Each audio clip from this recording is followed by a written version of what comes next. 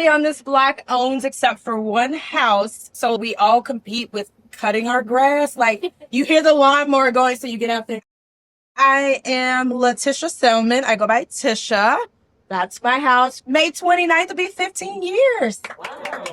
Yes. And every time I get ready to say I'm selling, I'm like, no, I'm trying to beat another milestone. When I started out at the Land Trust, I was regular individual contributor in healthcare going on 22 years. Since that time, I've gone back to school, finished my bachelor's degree. Now I'm in leadership. I work for Children's Minnesota. I am a mother of two. My daughter is 23. My son is a high school senior, so he's 18. I was on the board for 10 years. I sat on the city board, the city of Lakeport. I also did a term on the National Land Trust Board, so got to travel and see the different land trusts in other states and how they were utilizing theirs compared to us. We've been really homeowner-centric focused. Other states focus on different parts. They look at home ownership, but they also look at affordable rentals, preserving land and spaces and stuff. So just being able to look at the different ways that they use land trusts has been also a good experience that made me enjoy that I made the decision to purchase. And also when I sell, yes, I want my profits so I can buy another house, but I also understand that the need to make sure that other families that are starting out where I started out, not where I am today, where I started out, will need that opportunity as well.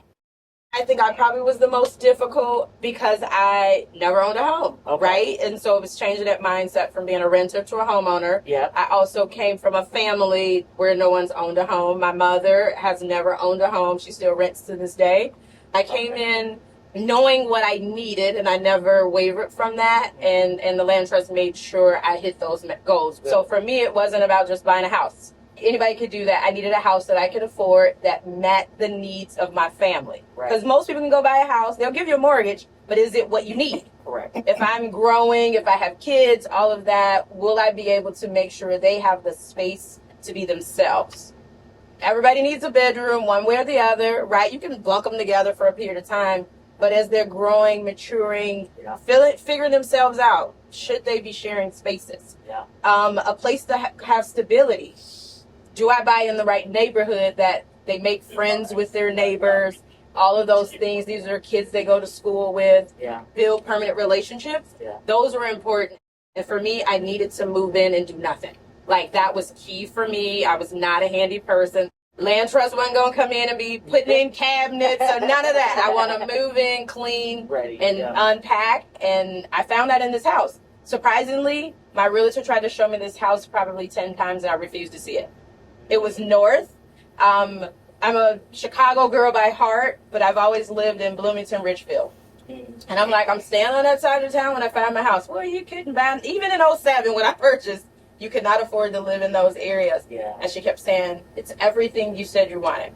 It's like, it's not in the zip code. It's not near my family. Everything I do, she said, please see the house. I finally saw the house, and it was.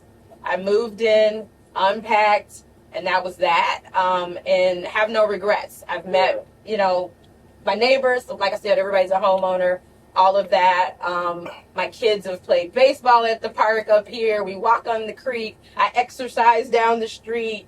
Cubs is up the street. I have 4 highways, 12 minutes to downtown. No complaints.